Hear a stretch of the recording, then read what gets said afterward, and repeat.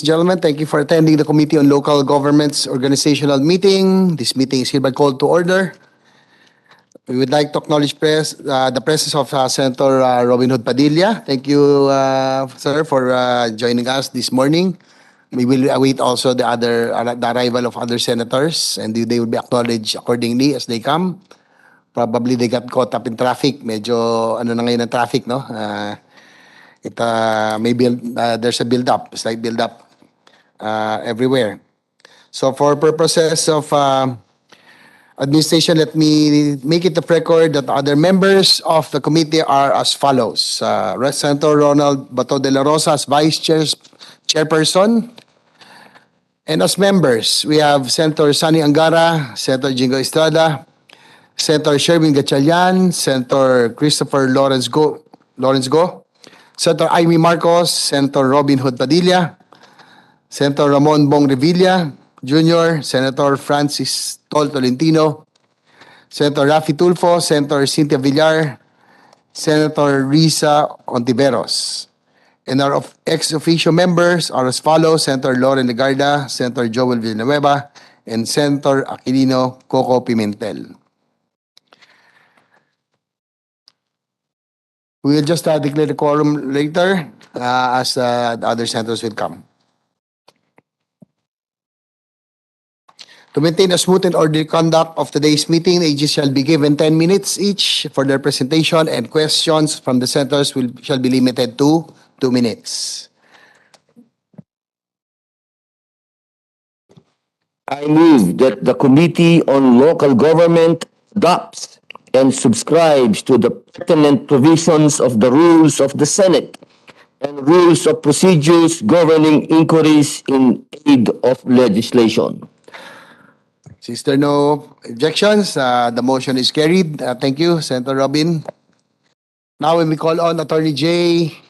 Kerubin, the committee secretary, to acknowledge the presence of the resource persons for this morning. Good morning, everyone. We would like to acknowledge our guests, Secretary Benjamin Jokno from the DOF, Yusek Antoinette Chokno, Undersecretary of the DOF, Ms. Maria Pamela Quizon from the BLGF.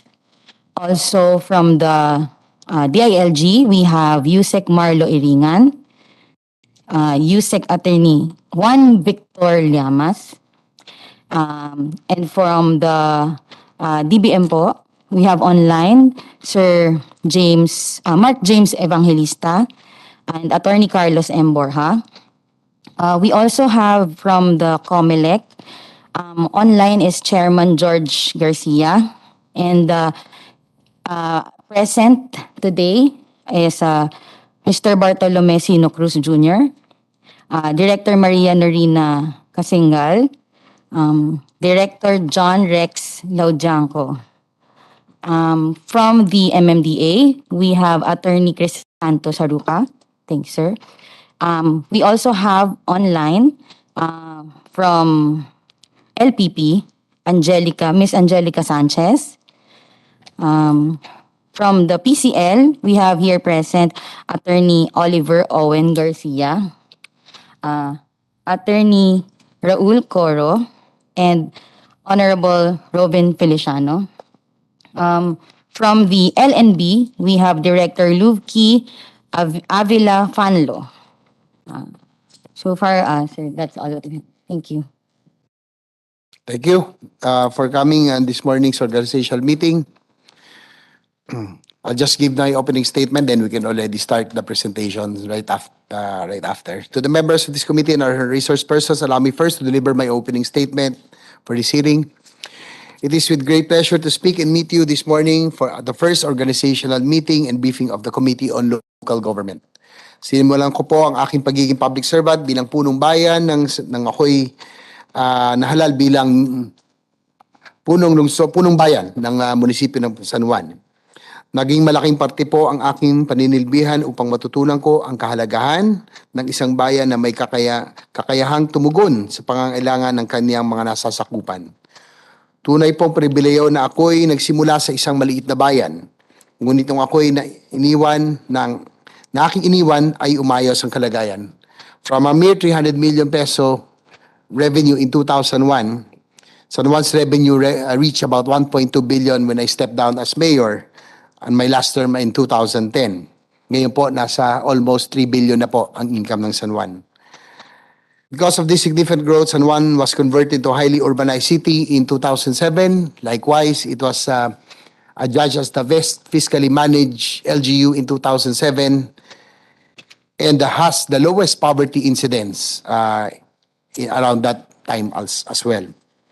Ito po ang aking nagliliyunin bilang chairperson ng Committee on Local Government. Sa ating pong pagtutulungan, nais ko makita ng ating mga LGUs na mas maunlad na mapagsisilbihan ng maayos ang kanilang mga kababayan. This committee will dedicate its time to pass meaningful measures that will bring immense benefits to the LGUs. We will support genuine devolution. We will ensure that the barangays are not left behind. We will listen to the needs of our people through the front lines. Today, we will discuss the legislative agenda and proposal of the different agencies present, especially of the Department of Interior and Local Government. The committee wishes to know the measures that they seek that this body has to shepherd. The committee would also like to be updated on different pressing issues such as the plans for the return of school students for face-to-face classes, application of the Mandanas-Garcia ruling, and possibly some comments on the possible postponement of the barangay and SK elections. Probably we will touch on the issue of the Mandanas-Garcia ruling first, no? So we'll take advantage of the time that Secretary Ben Jokto is here so that probably he can give us some insights on the implementations, probably the adjustments that need to be done later on. I personally believe that with better coordination, the implementation across levels of government taking into account the capacity needs of the LGUs, we could improve the lives of the Filipino people. I look forward in working with all of you for the Filipino people and for the country. Let us have a productive discussion today. So we can now start. Let us hear from our resource persons today, starting probably with the Department of Interior and Local Government. Nasa DILG muna for the presentation, and then we can hear the Department of Finance and probably yung questions and our issues. Unahin ko lang po si Secretary Jokno later because he has to go to the Ways and Means hearing at 10 a.m. If you have... Oh, I was told that the DOF also has a presentation. So probably we can go ahead with the presentation of DOF.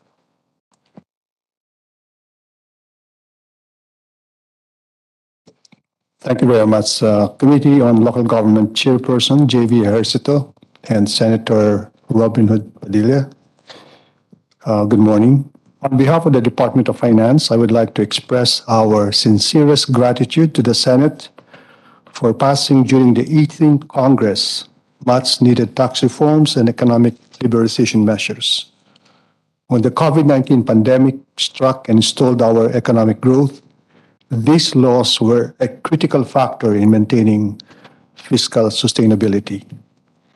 The Philippines' solid macroeconomic fundamentals, reinforced by these structural reforms, enabled us to withstand the harsh effects of the pandemic and chart a clear path to recovery. We recognize, however, that the operating environment remains uncertain and difficult. Inflation is expected to remain elevated for as long as world prices of oil and other key commodities remain high. The effects of the pandemic linger while the global political economy remains unpredictable. But we are fully prepared to address ongoing risks and challenges. The economic team is committed to implementing a medium-term fiscal framework which serves as our blueprint to reduce fiscal deficit, promote fiscal sustainability, and enable rather robust economic growth. The framework proposes measures that will improve tax administration, enhance the fairness and efficiency of our tax system, and promote environmental sustainability to address climate change. These reforms include specific measures that will help local government units attain fiscal sustainability. First of this is the real property valuation and assessment reform, which is a priority bill of the President. This aims to promote the development of a just, equitable, and efficient real property valuation system. The reform will broaden the tax base used for property and property-related taxes of the national and local governments, thereby increasing government revenues without raising the existing tax rates or devising new tax impositions. The bill's urgent enactment will assist the LGUs in optimizing revenue collections, which in turn will promote genuine local autonomy. Second is the LGU income classification.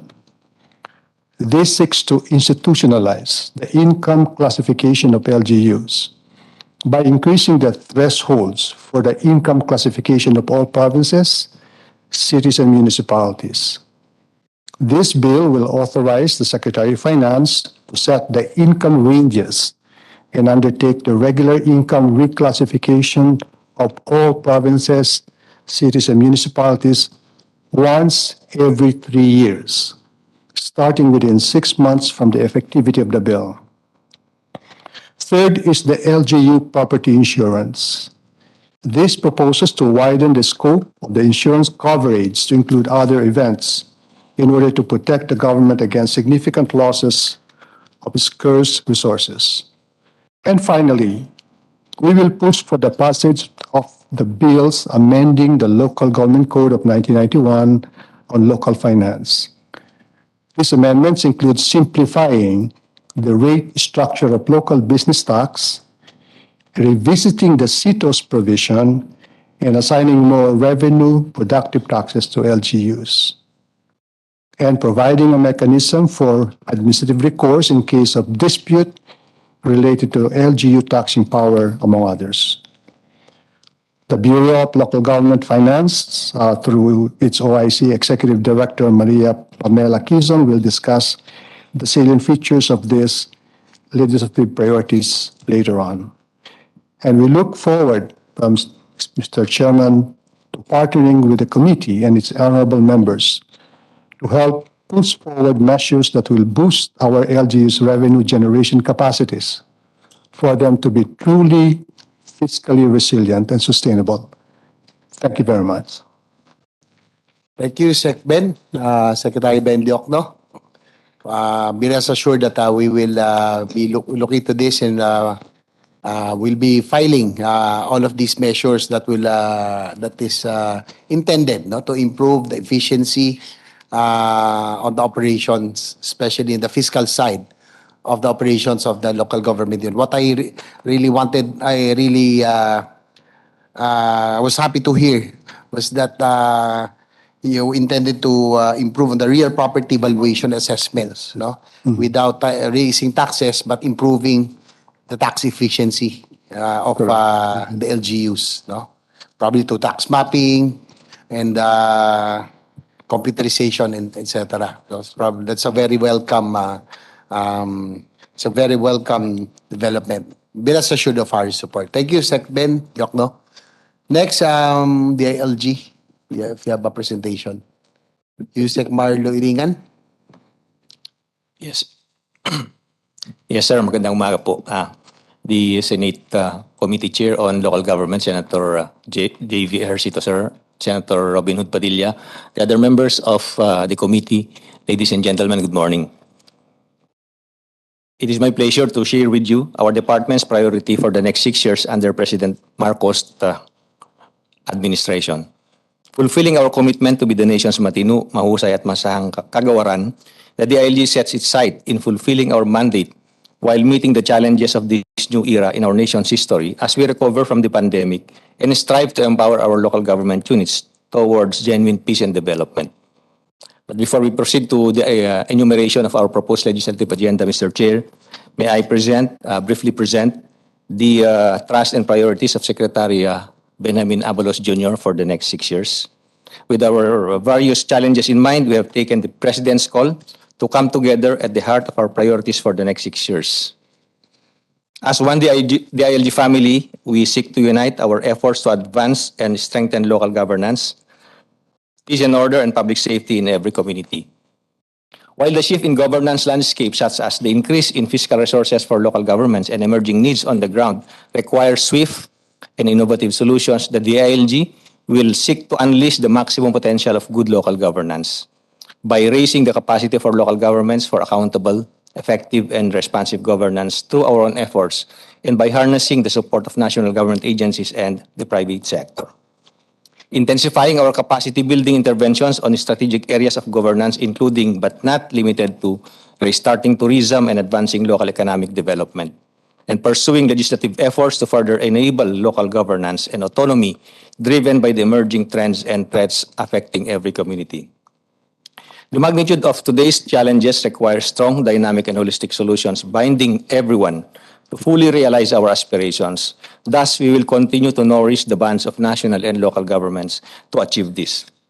We need to align our national and local efforts to effectively respond and hasten recovery from the pandemic. We need to strengthen our relations with the Bangsamoro Autonomous Region of Muslim Mindanao to advance good governance and development in the region. We will intensify our efforts against illegal drugs within and in accordance to the law, revitalizing and scaling up efforts against criminality and insurgency for lasting peace and development, and strengthening partnership in disaster management to ensure unimpeded continuity in our communities.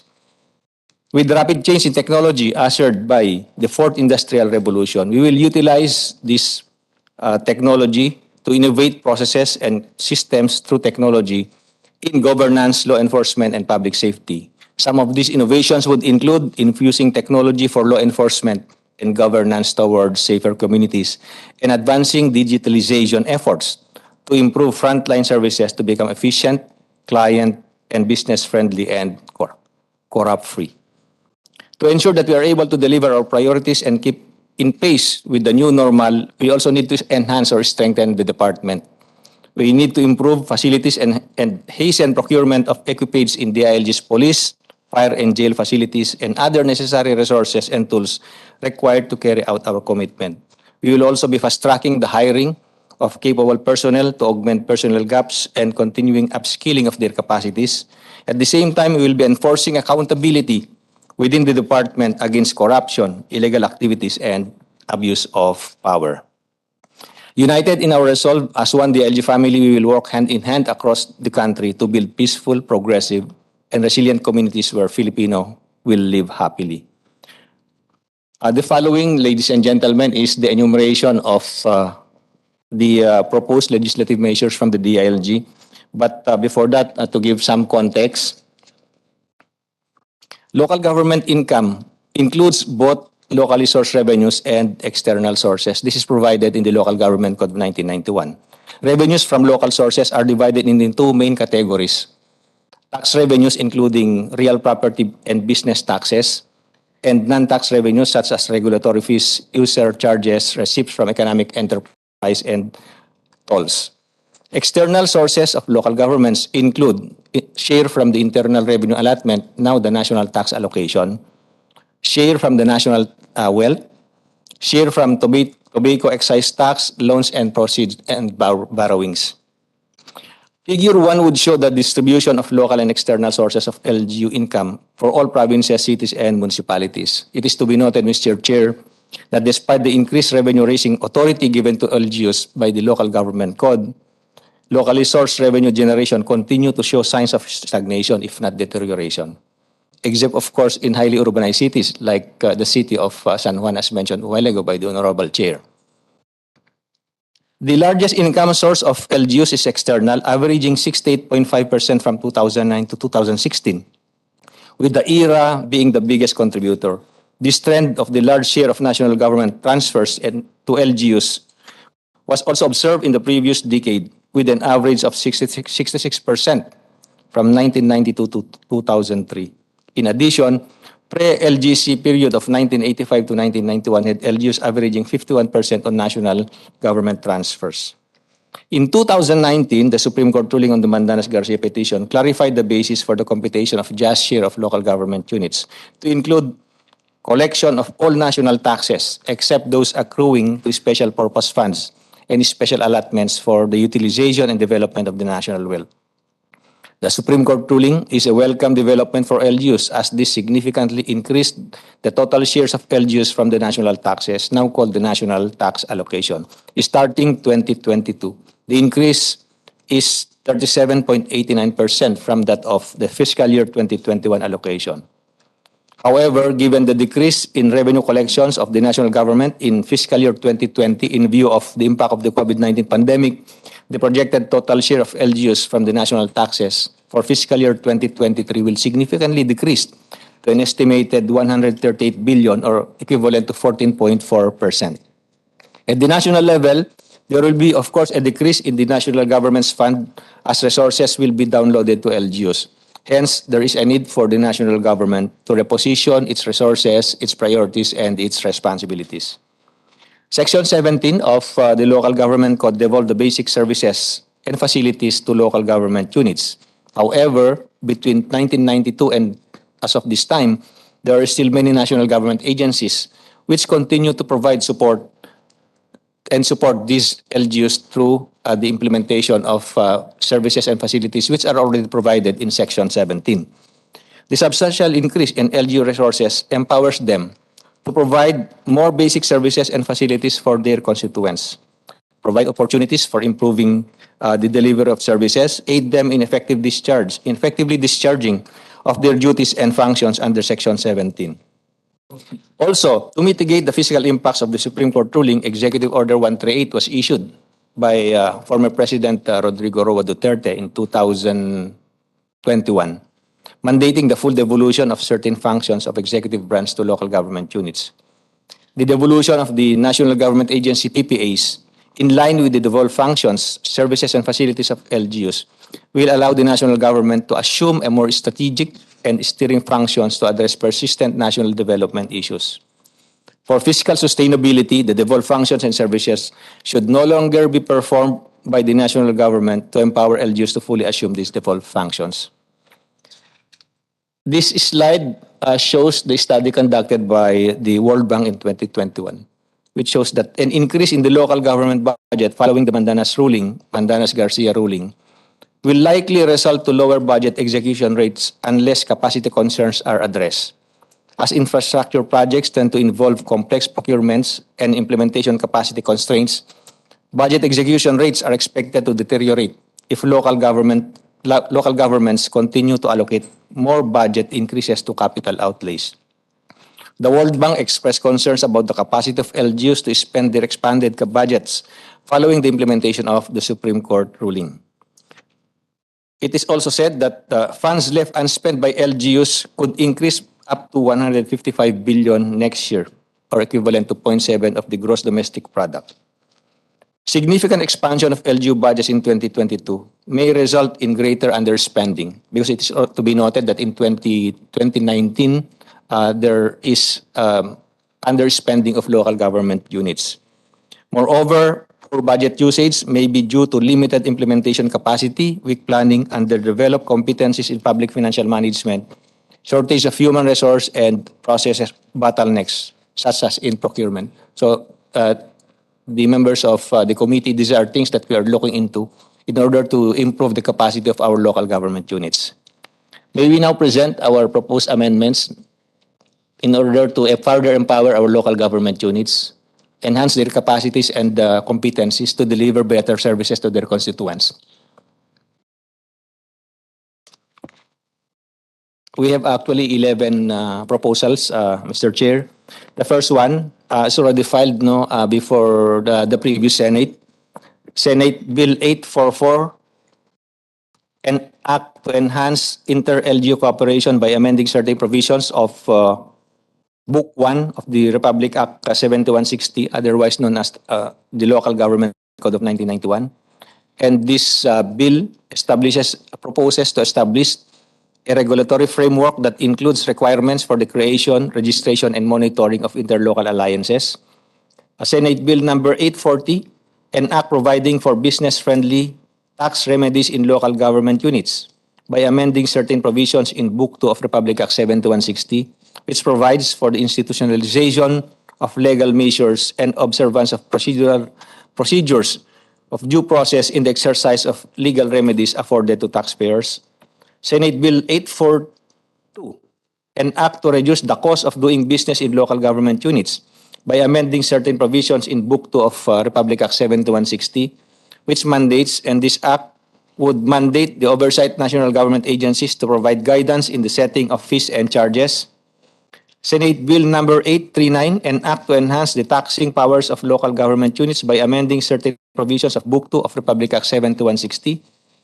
The objective is to impose a limitation to the extent LGUs can provide local exemptions from taxes, fees and charges, and modifies percentage allocation relative to situs of taxation in favor of host local government units.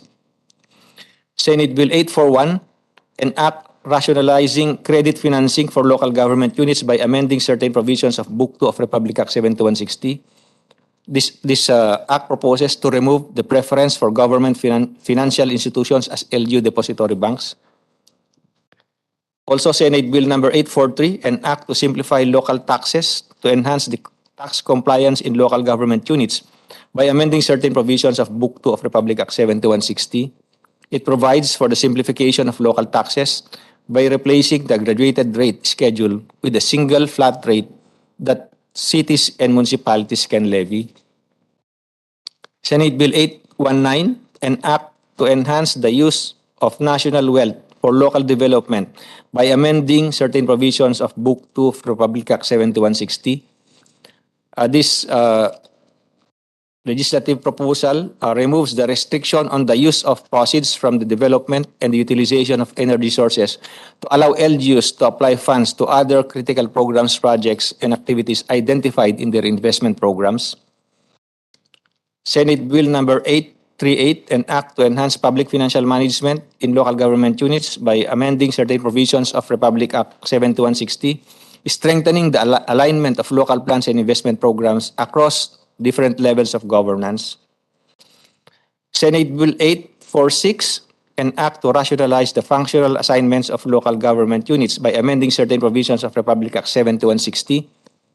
It defines fully devolved functions and shared functions of the national and local governments. House Bill number 64, an act rationalizing the income requirements for the creation of municipality, the declaration of highly urbanized status in the case of component cities, and the creation of a province, amending for the purpose sections 442, 452, 461 of Republic Act 7160. This rationalizes the income requirements for the creation of a municipality, the declaration of highly urbanized status in the case of component cities, and the creation of province through the alignment of income requirements for conversion of local government units. Also, we have other proposals, Mr. Chair.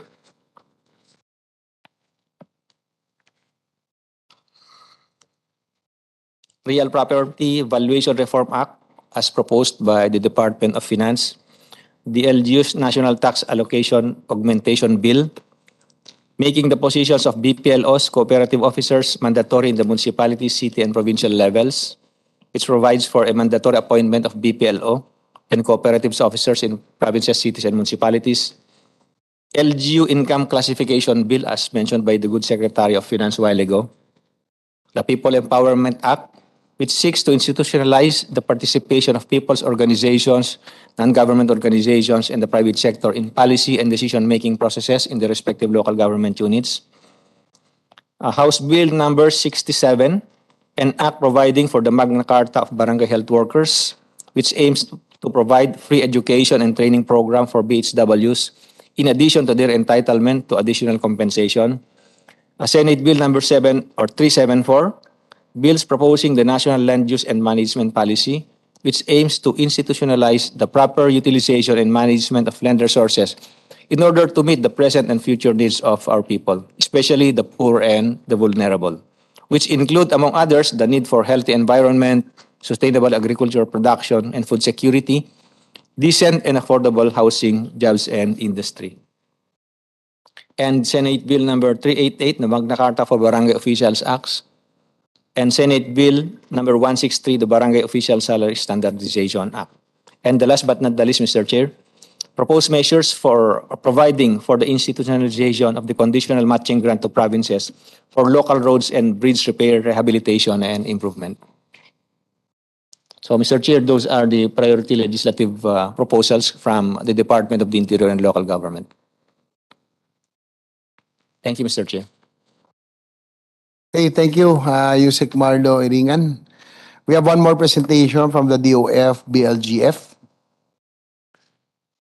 We'll present Ms. Maria Pamela, Director Pamela Quizon. Thank you, Mr. Chairperson. So, Mr. Please Chair, make it quick because Sec Joc does a 10 a.m. Committee hearing and we would like to take advantage of his presence later. yes, Mr. Thank you. Chairperson, and to Senator Robin Hood Padilla, we'll just jump off directly to and supplement the presentation of our Secretary Benjamin Jokno, and also our USEC Antoinette C. Chonko here present. So we'll jump off to the legislative priorities mentioned earlier already and give you the details of the 4 legislative priorities mentioned earlier. The first one is on real property valuation and assessment reform. To highlight the main features of Package 3 proposals, we envision a system that adopts the international standards and best practices, and there will be a single valuation base for taxation purposes, Mr. Chairperson, and a regularly updated benchmark for other purposes. So there will be one basis for national and local taxation. Second, on this reform, we will be addressing outdated values. So Rp Var will bring about regular updating of the schedule of market values and insulate valuation from undue politicization. LGUs will continue to regulate and determine for themselves the tax rates and assessment levels. So those will be the political powers of the LGUs, while the values are prepared by the assessor of the LGU, subject to compliance review, and then approved by the Secretary of Finance. Once approved by the Secretary of Finance, it will be used simultaneously by the Bureau of Internal Revenue, the LGUs, and as referenced by different government agencies for different purposes that their mandates provide. Lastly, on the feature of Rp Var, is the proposed measure will establish a comprehensive electronic database on property transactions to improve transparency, confidence, and accountability in the valuation process. So on the next slide, you will see the key messages of the Rp Var. First one is it improves the valuation of real property so that both government and the people can reap the full potential of their property.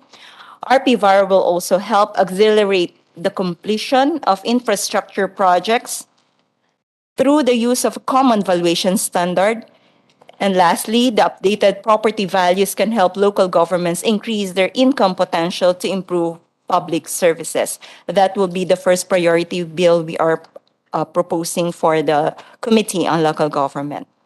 The 3 next bills and proposals are the following: the income classification, as mentioned earlier by our Secretary, in the interest of administrative efficiency and in line with the mandate of the Secretary of Finance to supervise the revenue operations of the LGUs, the DOF proposes to Congress the following reforms. First, grant clear authority to the Secretary of Finance to set income targets and undertake the periodic income reclassification of the LGUs. Second, to conduct the reclassification by the DOF every 3 years to synchronize with the term of local elective officials. And third is the use of the DOF Bureau of Local Government Finance's Statement of Receipts and Expenditures for setting the income ranges for the purpose of LGU income reclassification. The existing DOF LGU income classification was done way back in fiscal year 2008 and is now severely outdated. Through time, the income reclassifications of local governments have evolved in such a way that LGU's income class does not truly reflect its financial capabilities and in relation to other LGUs within the same level. The income ranges used in 2008 cannot be adjusted for the purpose of income reclassification in view of a Department of Justice opinion stating that the Secretary of Finance is not authorized to update such ranges set under Executive Order number 249. There should have been another reclassification in 2012, but this was held in abeyance in view of this legal issue. It was therefore deemed necessary to propose the LG Income Classification Bill for urgent consideration of the 19th Congress. Our third priority bill is on mandatory property insurance. The current law only accounts for damages or losses due to fire, earthquake, storm, and other casualty. While the Philippines, particularly the government, has been exposed to other perils such as acts of God, terrorism, armed conflicts, and theft and burglary. The government will continue to be exposed to a high risk of unnecessary losses and also deprive the General Insurance Fund of substantial premium income that may redound to higher insurance coverage in the event of damage or loss to any fortuitous events. Given this, there is a need to include events in the insurance coverage to protect the government against significant losses. To address these issues, the property insurance bill is also proposed. It also mandates all provinces, cities, and municipalities to insure all government properties with the Government Insurance Fund, since only 32% of the total LGUs are required by law. Lastly are the Lgc amendments, and some of these are also mentioned earlier by our DILG Undersecretary. First are amendments to own source and revenue assignments of LGUs by simplifying the rate structure of local business tax, revisiting the CITES provision, assigning more revenue productive taxes to LGUs, and provide a mechanism for administrative recourse in case of dispute related to LGU taxing power.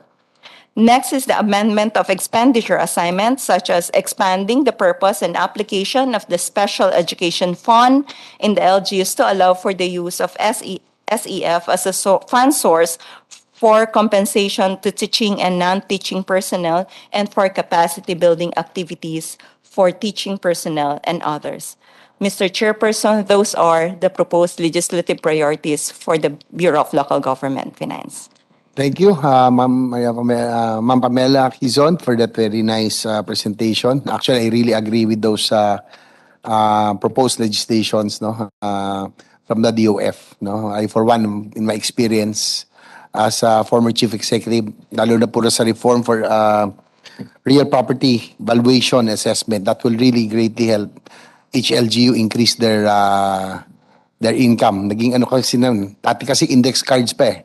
But when we computerized tax map, then that was when we added almost 100 million every year to our income. So I had a very good experience as a chief executive with our computerization and valuation assessment for reform. So I would file a bill for this. I will support this wholeheartedly. Before we continue, the chair would like to acknowledge the vice chairperson of this committee, Senator Ronald Bato de la Rosa. Thank you, sir, for coming and for joining us this morning. Yes, thank you, Mr. Chairman. Just want to say hi to all our resource persons.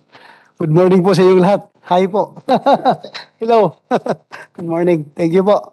Thank you po. Yes, because there is also a committee on public order committee hearing at 10 a.m. to be chaired by Senator De La Rosa. So thank you, sir, for being here to join us. So thank you very much. Also, be rest assured, Secben, that I will support this because I have a very good experience as a local chief executive. Imagine nung po, 300 million lang ang aming income. When we finished, naging 1.2 because we added 100 million through efficient tax collection and tax mapping. Hindi kami nag-increase ng taxes, ng fees, but through efficient tax collection, we have a very good experience. So be rest assured of our support for the proposed legislations. Thank you very much for that. So probably we can start already the questions. No, the chair would like to ask some questions. Then you can enter. You can ask anybody anytime. No, the center. Sorry. Okay, since we are since Sec Jokto is here, he has to leave in a while. Take advantage of the time that he is here. Probably one of the biggest challenges that we have right now is implementation, the first year of implementation of the Mandanas-Garcia ruling.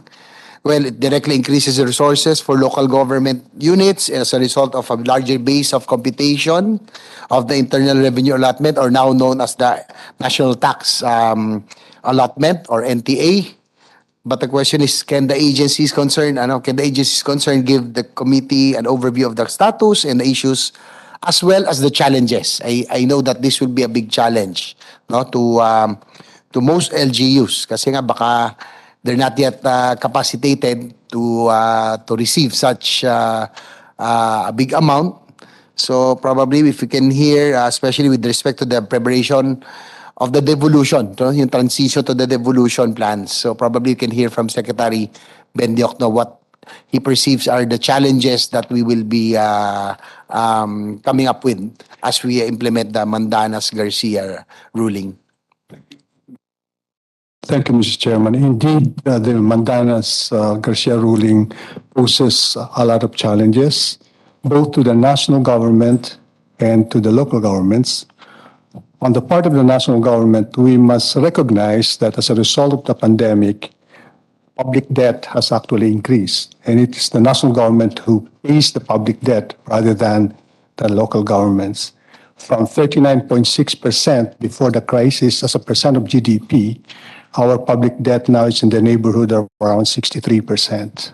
Now, recently it has gone down, but it has increased as a result of the pandemic. Now, on the part of the LGUs, they got a bonus or a windfall as a result of the ruling. They will get a lot of money this year. In fact, they got a lot of money this year. I think, if my recollection is correct, an additional 100 billion for this year. Okay.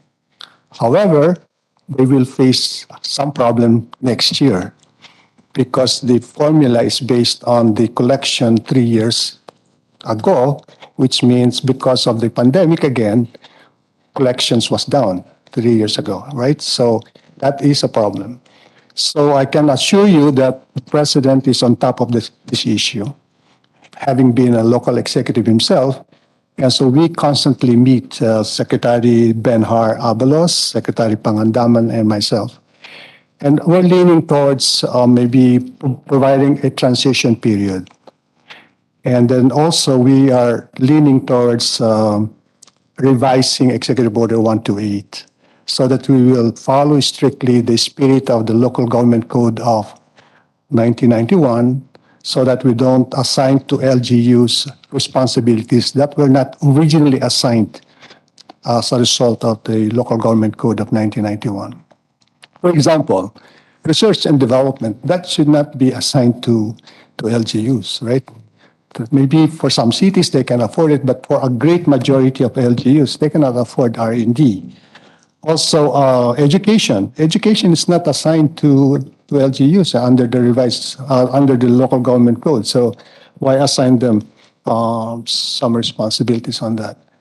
I think realistically, because you are giving LGUs more money, the problem pointed out by the World Bank, and I agree, is that many LGUs won't be able to spend the money. It's because of the lack of capacity. In fact, even before the crisis, local governments already have a surplus position.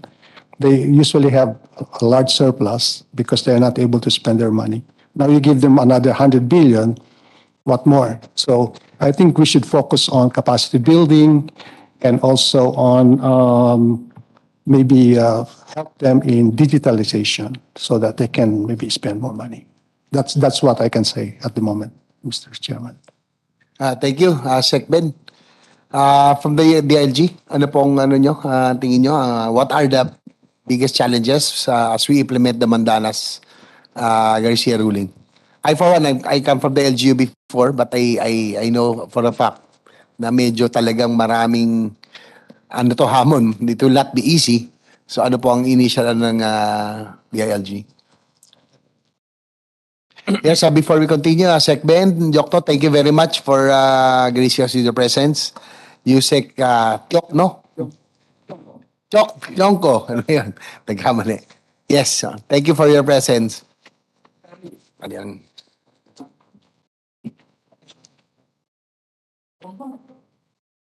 Yes, Mr. Chair. May I proceed, Mr. Chair? Yes, With your yes, please. permission. Yes, thank you very much, sir. In order to ensure smooth implementation of the Supreme Court ruling on the Mandanas Garcia petition, the former President, Rodrigo Roa Duterte, issued Executive Number 138. And this provides for the guidelines in the implementation of the full devolution.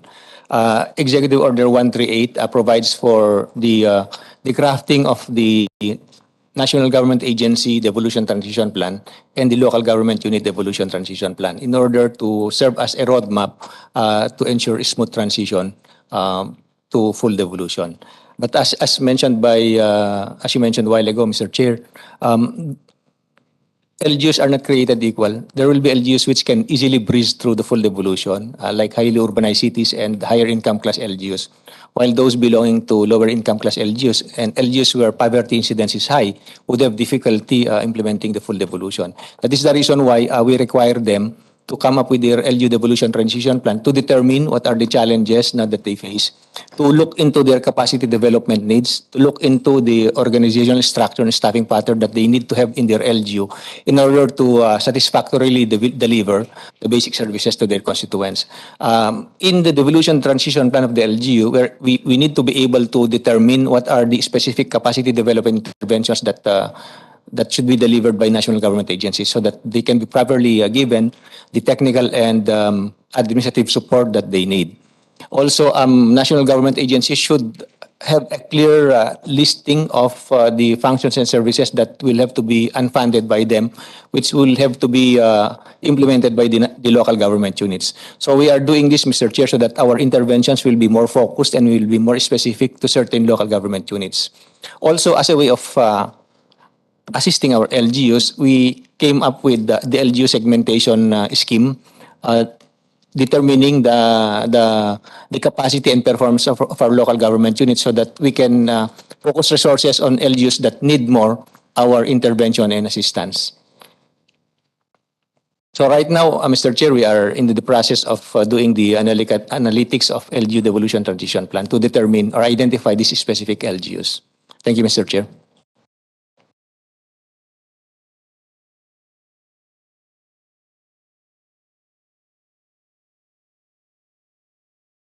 I am a holdover. I am a Okay. career. So kaya that's why career you were official in of the department. transition. Oo Yes, nga sir. po. So the biggest challenge here really is yung mga highly urbanized cities, walang problema. No? I think they can may capability sila ito sa devolved functions. The challenges will probably, ang tingin ko, sa third, fourth, fifth class municipalities. Tama ba? That's correct, sir. No, and even LGUs. Anong mga functions specifically ang tingin yung medyo mahihirapan ng ang magiging challenge for them to be able to perform? As mentioned by devolved Secretary Jokno a while ago, we need to look into different functions and services and facilities provided in Section 17 of the Local Government Code because there are specific functions which are better delivered by higher levels of government, particularly big ticket projects that would require big funding, projects that would require specific technical competency, a project that would be better implemented through economies of scale, and projects that would cover interjurisdictional areas. So these are things that we are now looking into, and we are partnering with the other national government agencies to identify all of these programs, projects, and activities, Mr. Chair. Nice. Yan din ang concern ko because one of my advocacies sa San Robinhood is yung infra development, no, and the big ticket items, no, that we have to see how it will fit in, no, with this Mandanas Garcia ruling.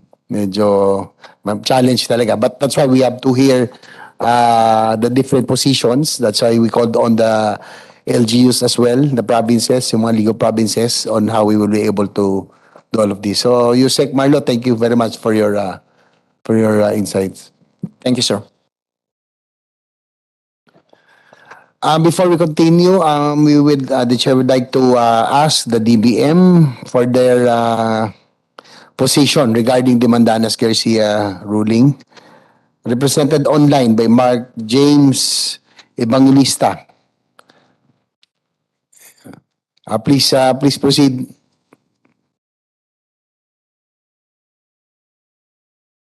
I think you are on mute. We cannot hear you. Baka naka-mute kayo ba?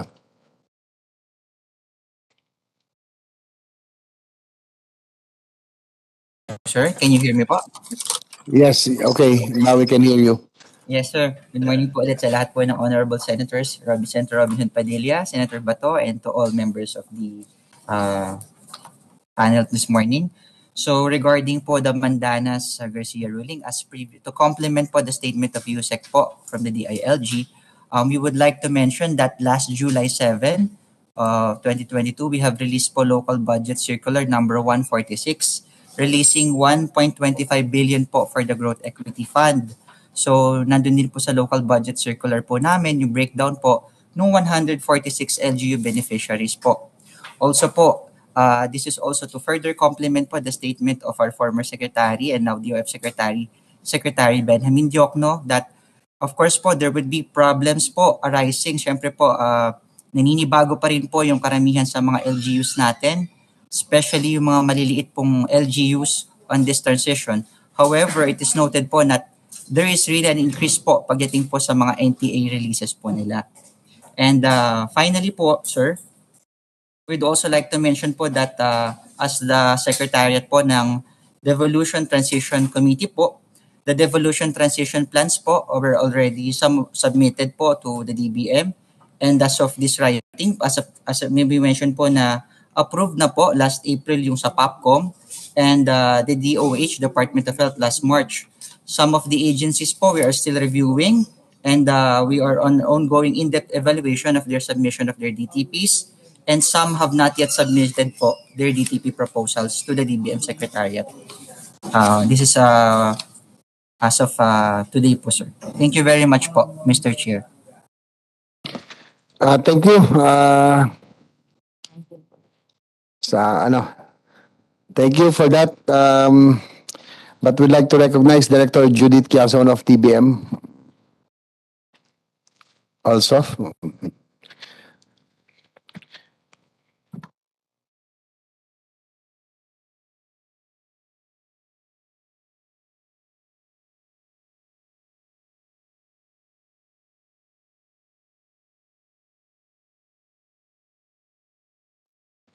Now, the chair would like to hear from the LGU. Before we proceed to the LGUs, probably Senator Robin, you have any questions for the agencies, DBM, DOF, and the DILG for the Mandanas, regarding the Mandanas Garcia ruling?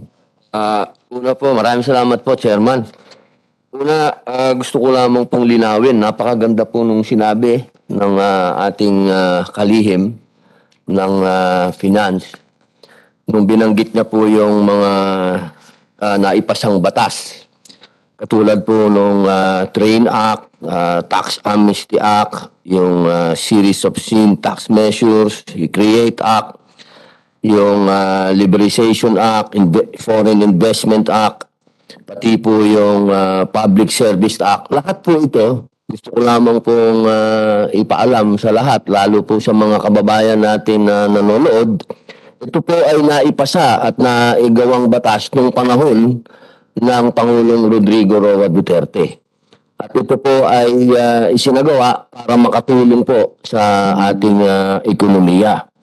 At napakagandang balita po, ang unang tulong na ginawa nito ay wala nang madadagdagan na tax pa. Yun ang pinakamagandang balita na narinig ko nitong umaga na ito, at palagay ko yan din ho ang pinakamagandang narinig ng taong bayan, na wala na tayong ipupukul pa sa kanilang bagong tax. Opo, yan ang kinakatakot ng karamihan, sapagkat sa mga sunod-sunod na pagtaas ng mga presyo, ang inaabangan nila yung pagtaas ng tax. Kaya ho, maraming salamat at yun ho ang pinakamagandang balita. Ang akin pong tanong, hindi ko po alam kung sino sa ating mga magigiting at magandang mga bisita ang sasagot. Alam naman po ng lahat na itong tatlong batas na naipasang huli, yung amendments to the Retail Trade Liberalization Act, amendment to the Foreign Investment Act, amendment to the Public Service Act, ano po ang maitutulong nito sa local government? Kasi alam naman po natin na ito ay may kinalaman sa mga investors. Ito po bang mga ito makikinabang po ba ang ating local government? Anybody can answer? Yusek, Marlo, or probably Miss Maya Pamela Quezon later. Follow up ko po, no? Kasi sinabi din po ng ating mahal na Pangulo na Bongbong Marcos, ang sabi niya, magkakaroon tayo ng PPPs. So pag yung mga PPPs na yun, private po yan na makikipag-partner sa gobyerno, gusto ko pong malaman na meron na po bang autonomiya ang local government na direktang makipag-usap dito sa mga investor na ito. Pero DILG can answer. Sino pang gusto sumagot? Yes, thank you, Mr. Chair. Doon po sa unang issue na ibinato sa atin ni kagalang-galang Robin Hood Padilla tungkol doon sa mga tatlong batas na naipasa. Hindi ko po alam yung mga detalye ng mga yun, pero sa tingin ko po, it will make tax collection by the government more efficient. Therefore, it will increase tax collection of the government. At the end of the day, Mr. Chair, makikinabang din ng LGUs because yung computation ng kanilang national tax allocation share is based on the total allocation or tax collection of the national government. So yun po yung aking pagkakaalam. Doon po sa tanong na meron bang karapatan ng local government unit na makipag-negotiate directly for a PPP? Meron po kasi may naipasa na po tayo na batas na doon sa Public-Private Partnership Act. At ngayon po, marami na po mga local government units ang talagang nagte-take advantage nitong opportunity na ito in order for them to partner with private institutions and private individuals to provide more services to their constituents by way of inviting or motivating people to establish businesses in their local government units. Pwede po mag-follow up? Sige pa. Apo. Go ahead. Ang gusto ko naman po yung kanina po kasi na nakita natin, gusto natin i-empower ang local government. Gusto ko pong malinawan, pag pinag-usapan po kasi natin yung pagtatax, marami po kasi dito sa ating bayan na doon nagninegosyo sa lugar nila yung mga investor pero nagbabayad ng tax sa Maynila. Ang gusto ko pong malinawan lang, ito po bang mga investor na ito ay pumasok na dito ngayon sa atin, kanino po ba sila magbabayad pa rin ng tax?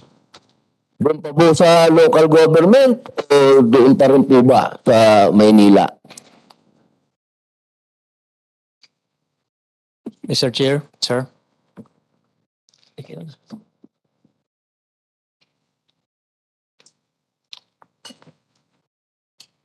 Anybody would like to answer? Mr. Chairperson Yes, ma'am. and Senator Robin Hood Padilla, yan po yung isa sa sinasabi namin na dapat pong amendahan sa Local Government Code. Ito po yung tinatawag na situs provision kung saan po, kung nasaan ng head office, mas malaki po yung naibibigay at kaakibat na tax po doon. Nasa Local Government Code pa rin po ang 70-30% situs provision. Okay. Ano po yung sinusulong po inyo na batas? Ano po yung pangalan? Sa amendments po ng Amendments, saan po yun? Code Na amendments po ng Local Government Local Code Government. po sa batas po. Yan, okay. Sinusulong na po yan? Meron na pong Isa po yan sa aming isinusulong together with the Ayan, DILG. i-sponsoran na po namin yan. Maganda actually, Sir Robin, maganda ho yung mga proposal ng DOF at DILG. And I think as a former local government official, I would really support. This will really make it more efficient in tax collection without raising taxes, pero you will collect what is due. Yun. Kung ano yung mga dapat na makolekta, kukunin mo at hindi na kinakailangan mag-raise ng taxes. Napakagandang balita po niyan. Nagpupunyagi at nagdiriwang ang ating mga LGU. Salamat po. Yes, Yusek Marlo. Thank you, Mr. Chair. No, may I just add to what I mentioned a while ago, particularly when I gave the information that almost all of our local government units are dependent on the national tax allocation. No? Bahagi po nung LGU Devolution Transition Plan na nabanggit ko po kanina, one of the requirement that the LGU should come up with is the strategy to increase the revenue generation and resource mobilization strategies.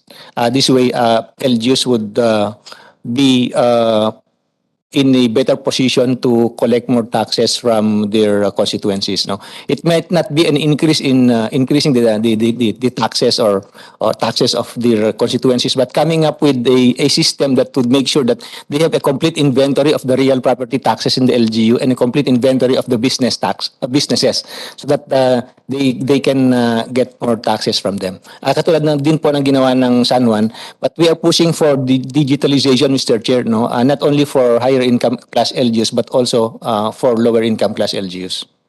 And also, ano yan, dyan po mawawala ang corruption, no? Lalo na sa assessment office.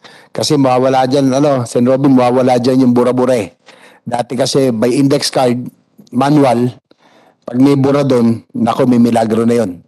But with the computerization, it will be almost impossible. Because ang pwede lang mag-override doon is only 1 or 2 persons. Tama ba? Ma'am, di ba? Ganun ang mangyayari. So, it will already prevent corruption, at the same time make it more efficient for tax collection. Kung maganda talaga, be rest assured. I'm sure Sen. Robin will also support this and file also probably a bill regarding this. Siguro sa ano naman, we will ask to the leagues, no? So physically present sa Liga ng mga Barangay, nandito, PCL. Tapos online ang League of Cities, no? We'll ask her, unahin muna natin League of Cities. Miss Mickey Monteverde, Policy Officer. Tapos po sa Liga sa PCL. And we ask sa PCL also, yung po position, and then yung pong Liga ng mga Barangay. Sige po, ma'am, doon po sa League of Cities, Miss Mickey Monteverde, Policy Officer. Good morning po, Mr. Chair. This is Mickey Monteverde po from the League of Cities of the Philippines. So, sir, and to the whole body, I would like to inform that currently the League of Cities is having their convergence in Cebu with our national president, Mayor Rama. However, I would like to share general legislative priorities of the League. So that would be first, to advocate and champion reforms in local governance. Second, localize and mainstream the sustainable development goals in cities. And third, explore PPPs to help cities in their development. If I can just add to the discussion, earlier it was mentioned by Mr. Jokno, Yusek Jokno, that they are looking into revising Executive Order 138. Now for the past Committee on Devolution meetings, the League of Cities has also been advocating for the same, mainly because we believe that there is inconsistencies with the amount of the devolved function into the actual services being given to the LGUs. Una na lang po dun sa point na yun, the function of irrigation, while it is stated in the local government code, the expertise belongs to the national. We as local government units, cities, also need to undergo a certain set of standards that we deem that the national government can better provide than, or better deliver than, the LGUs. Second, if I can just share a few note on the Executive Order 138. I actually prepared for an aid memoir for the convergence meeting in Cebu. It says here that the EO 138 was drafted when the country is facing economic growth, massive national reserves, healthy import and export services, and no additional taxes needed as national tax collections were high. However, on the time of its implementation, 2022, the Philippines is currently in a post-pandemic era. We are still recovering, hence we deem that there is again a misconnect on the day it was drafted and on the day it will be implemented. So we just like to share if we can also influence the ALGU Sec Iringan. Thank you for also speaking on behalf of the cities that you will be thinking or parang looking into the services of stated in Section 17, Mr. Chair, Section 17 for cities, we do have additional services needed to provide to our constituents. There comes the problem now with the devolution because each cities has diverse economy, they have diverse amount of NTA to be received. So, yun lang po. And on a lighter news, the cities naman po were able to complete their DTPs. We are just awaiting for the next ComDev to also discuss in detail kung ano pa po yung pwede naming i-share with the Committee on Devolution.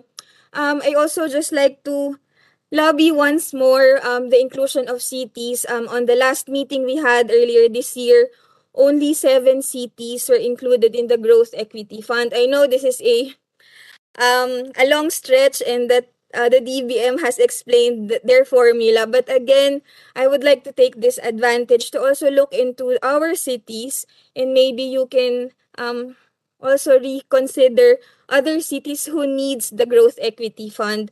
Lalo na po it is intended primarily to bridge the gap brought by the Mandanas-Garcia ruling. Yun lang po. Marami pong salamat, Mr. Chair. Thank you. Ms. Mickey Monteverde, League of Cities. Please send our regards to Mayor Mike Rama. Hopefully next, we will call for a hearing to discuss this more thoroughly, lalo na yung challenges ng Mandanas Garcia ruling. Hope that they can attend this time, next time. Thank you. Yes, Mr. Chair. Thank you po. Next, yung sa LPP, League of Provinces, online also, and then tapos punta na tayo sa PCL, no, and the barangay. So we can finish on this issue already, on the Mandanas Garcia ruling. Tapos punta na tayo sa election, yung SK postponement, yung quick lang, yung mga positions, and then do sa NCAP quickly. Nandito rin ang MMDA, no, for that. Okay, please proceed na lang po. Doon po sa League of Provinces of the Philippines, ang representative, Ms. Angelica Sanchez, online. Yes, good morning, Mr. Chair. To start off, I'd just like to send the regrets of Governor Tamayo and Governor Kua for not making it to today's hearing kasi po medyo they also have a lot of meetings to attend in the province, although they would have attended. So far on the part of the League of Provinces po, we agree with all the presented legislative agenda by the DILG, the DOF, as well as the DBM. However, Mr. Chair, we just like to add another aspect in the conversations on the Mandanas Garcia ruling. It is the advocacy of the League of Provinces to ensure the full implementation lang po of the Supreme Court decision effective June 10, 2019 and not on the 1st of January 2022. And then in another we're also advocating, Mr. Chair, that the provinces shall have a share in the RPT collection of component cities.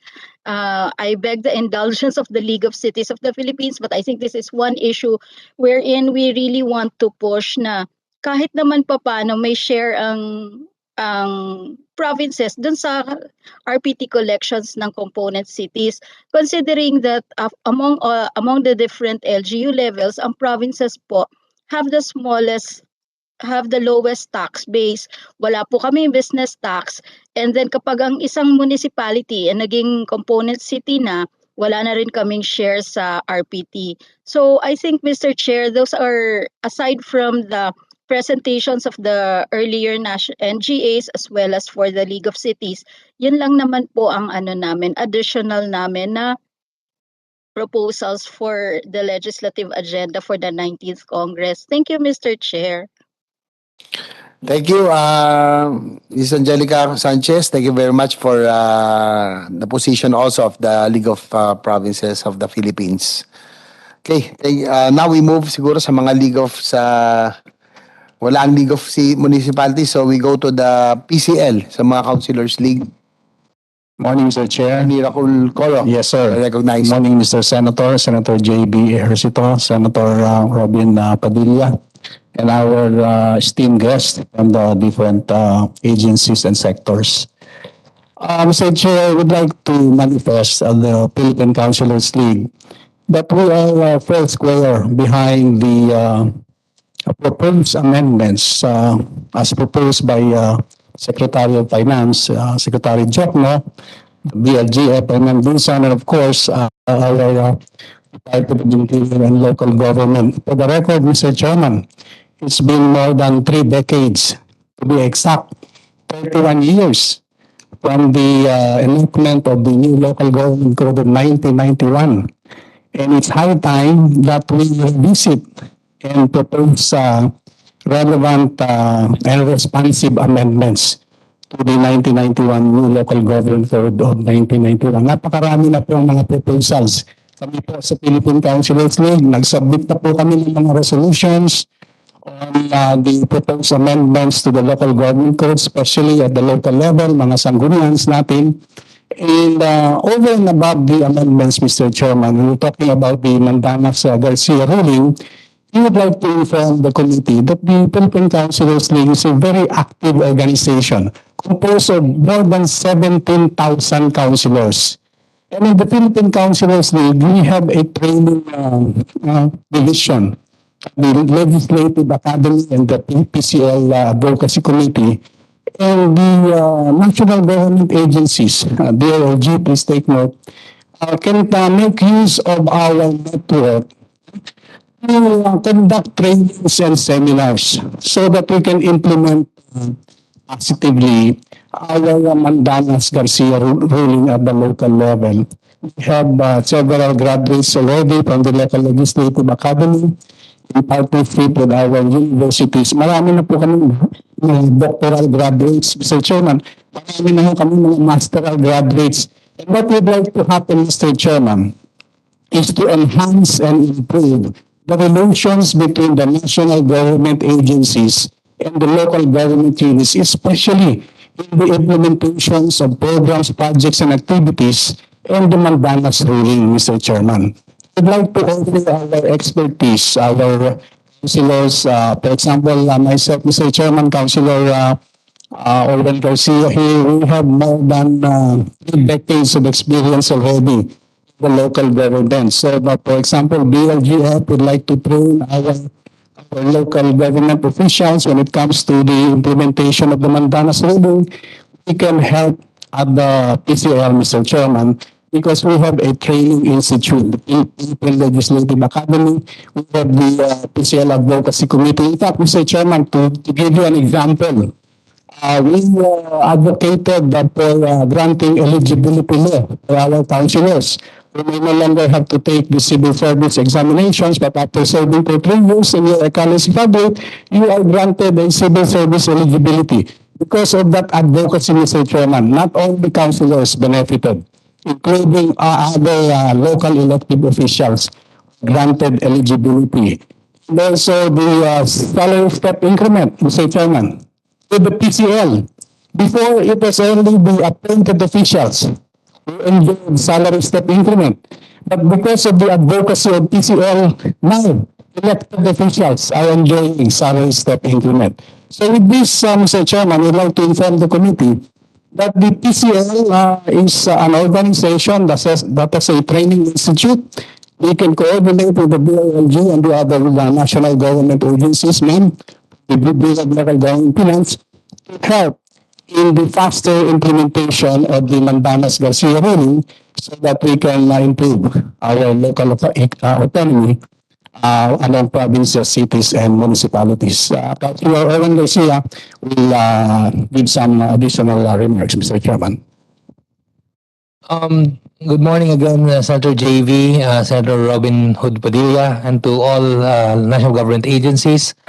The Philippine Councilors League, relative to the PPP, would like to request na sana yung direct negotiations, basta meron lang napasa na ordinance, PPP ordinance, yung local government pwede na.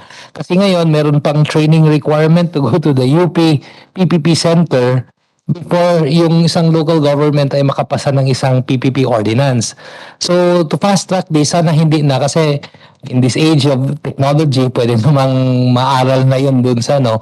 You don't have to go to the UP PPP Center for that matter. So, dito sa implementation ng Mandanas-Garcia ruling, yung devolution plan kasi, nagsabay ang national government devolution plan, pati yung local. Kaya nung nangyari, during the pandemic, yung preparation ng plan, hulaan dun sa baba. Kasi hindi natin alam anong i-download ni national government sa local government. Tapos sinabi ni DBM kanina, ang na-approve nila DOH pa lang. All the rest wala. Kaya kami naman sa baba in preparing the plan, devolution plan ng local, hindi namin alam ano yung download. So, yun ang nangyari. And it was a very difficult time kasi lahin lahat. Pati yung training ng DLG, although I would like to commend the DILG that despite during that difficult time, nandun sila to guide local government in this devolution plan preparation.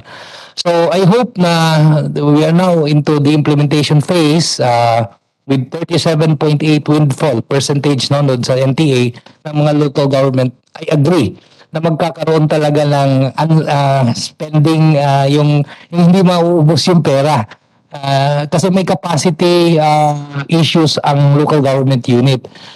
Tapos pati legal issues doon sa implementation. Kaya yung position ng local government may mga surpluses, yes, totoo po yun.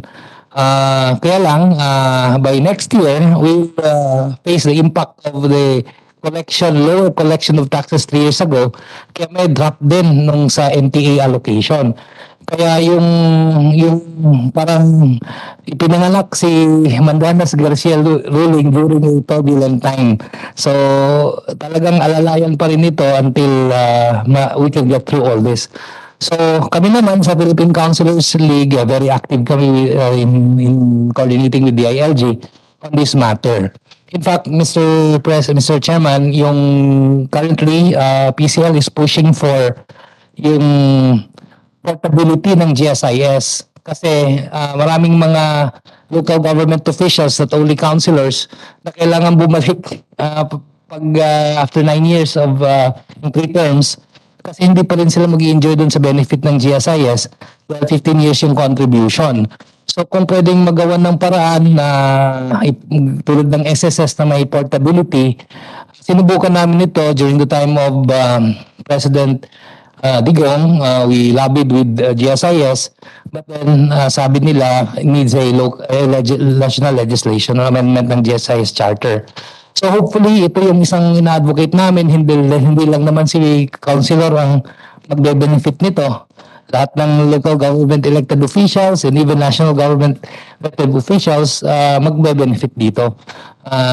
Dahil may disconnect dun sa term at saka yung sa policy ng GSIS. So hopefully isa yan sa maipasa ng 19th Congress. Thank you, Mr. Senator. Thank you, Attorney Raul Coro and Attorney Oliver Garcia for your positions, no, for the PCS positions. Next, before we move on, tapos natin, we can already move on to the SK Barangay and SK elections. Okay, Director Lgi Avila Fanlo, Executive Director of Barangay, Liga ng mga Barangay. Yes, sorry. Good morning, esteemed senators, Senator J.V. Ejercito and Senator Robin Hood Padilla, other members of the committee and guests. Pleasant morning to everybody.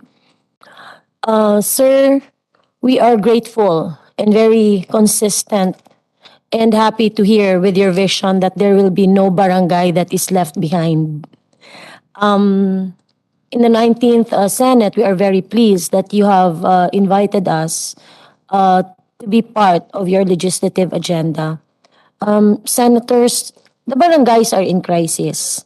Consistent also with the concerns of the other departments, it has been around 3 decades since the last amendments, to the local government code. And definitely the barangays have evolved more than tenfold, and the situations of the barangays are more than different. First and foremost, we would like to manifest that the barangay is a local government unit. And in many committee hearings and many department technical working groups, there seems to be a disconnect or sometimes maybe a mild failure to recognize that the barangay is actually a local government unit and is actually independent fiscally and administratively. I have heard many music to my ears just now from the many members of this committee. Kasi po naririnig ko na one, you want to prioritize capacity development. Mr. Senator, I agree with that, and we are very grateful to that effect because the biggest victim of the Mandanas and Garcia ruling will actually be the barangays. Kasi po, more than many of the barangays in the Philippines are still very much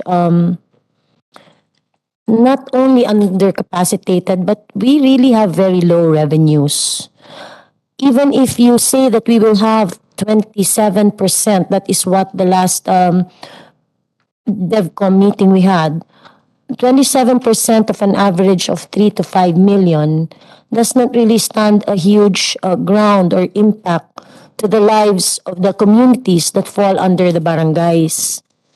Maybe po, we would appreciate if we can take a look really and revisit the tenets of autonomy and sharing, and it is good that we are actually talking about revenues.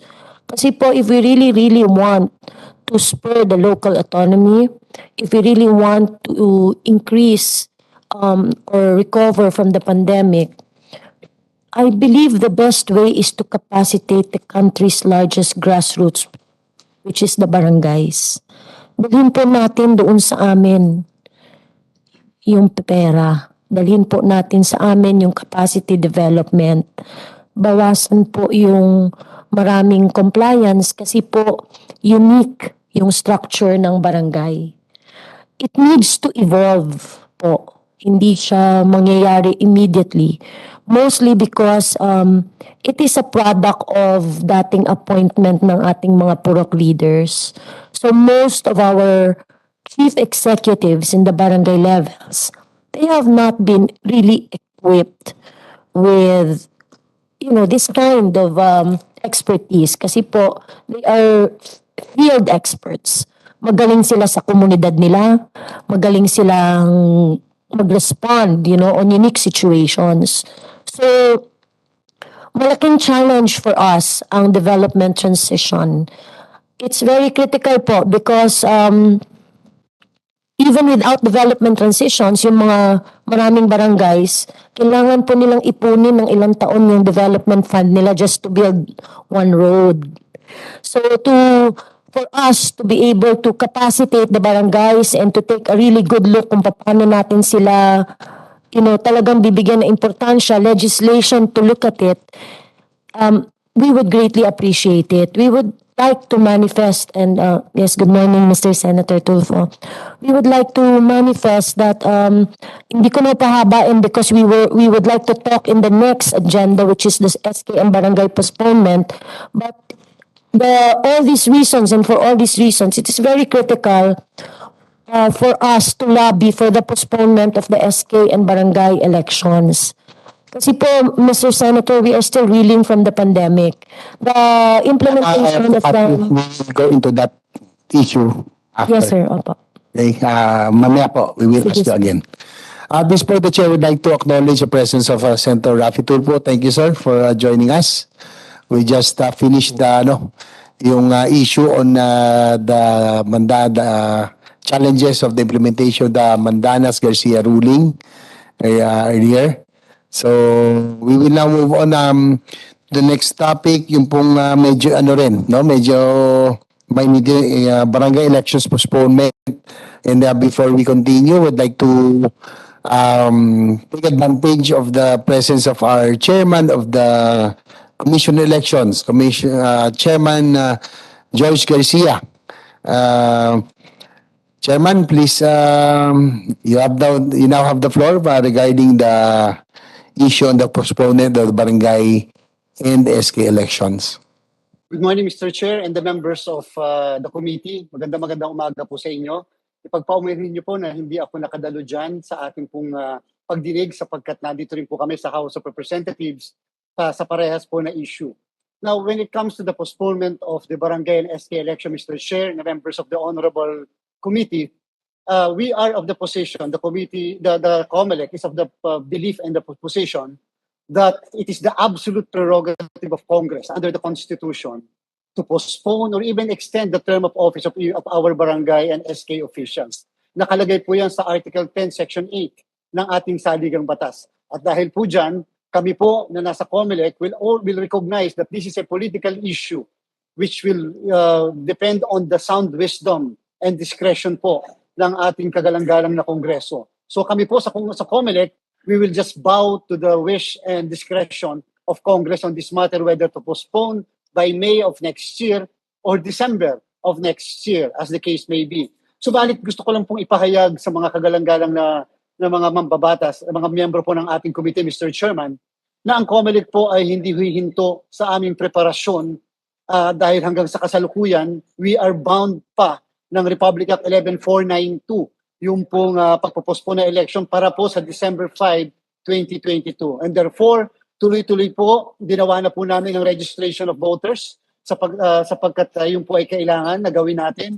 And at the same time, we are now preparing, Mr. Chair and the members of the committee, yung tinatawag namin Project of Precinct, na kung saan ang aming estimate, more or less, we will have at least 235,000 precincts sa buong Pilipinas because we are supposed to print, Mr. Chair and members of the committee, at least 90 million ballots. So ganun po kadami yung aming ipiprint na balota. So we will also start with the procurement of certain materials that we'll be using for the next election. Whether ma-reset po o whether tuloy po tayo sa December 5, huwag po kayong mag-alala, lalong-lalo na po sa mga kababayan natin. Yung pong pondo na gagamitin natin, na meron kami sa kasalukuyan, which is 8.449 billion pesos, ay hindi naman po maaaksaya, Mr. Chair, sapagkat kung ano yung mga gamit na bibili namin, ay yun din po ang gamit na gagamitin natin for the election kung sakasakali pong ito ay mapopostpone nitong December 5, 2022. In fact po, for your information of the honorable body, we will start with the printing of the ballots by September of this year. We cannot do anything, Mr. Chair and the members of the honor of this chamber, dahil po ang printing po natin, kung sakasakaling ang National Printing Office will be using 3 machines. One machine can print the most 1.5 million ballots per day. Kung tatlo po yun, that's 4.5 million. And therefore po, kung 90 million ang ipiprint natin, we will need at least 2 weeks, 20 days, more or less, to print the ballots. Hindi pa po kasama, Mr. Chair and the members of the body, hindi pa po kasama po ang verification ng mga balota. So we will be needing at least the entire month of September to the early part of October para lang po sa printing ng ballots. And siyempre po hindi pa po kasama, Mr. Chair, yung delivery, yung shipping ng mga kagamitan na gagamitin sa election. So sa amin po, we are prepared. In fact, kung magre-reset po tayo sa May, prepared din po kami doon. But syempre po, if we are going to reset the election by May of 2023, the consequence, Mr. Chair, is we will have to likewise print additional ballots because surely we are going to again open the so-called continuing registration. Magpaparehistro po muli tayo ng mga botante. Madadagdagan po yung mga botante natin. Madadagdagan po yung bibili namin ballot boxes, yung bibili namin padlock, ballpen, indelible ink, and such other materials that we'll be using for the election. And so, ang itatanong niyo po sa amin at yan po ay handang sagutin ng mga kasamahan namin na naandyan po sa inyong pagpupulo ngayon, ay sapat ba yung pondo na meron kami na 8.449 billion pesos. Sapat po yun dahil yung po ay nakalaan para sa December 2022 elections. Subalit kapag po nag-reset, unfortunately po, mukhang kakailanganin po natin magdagdag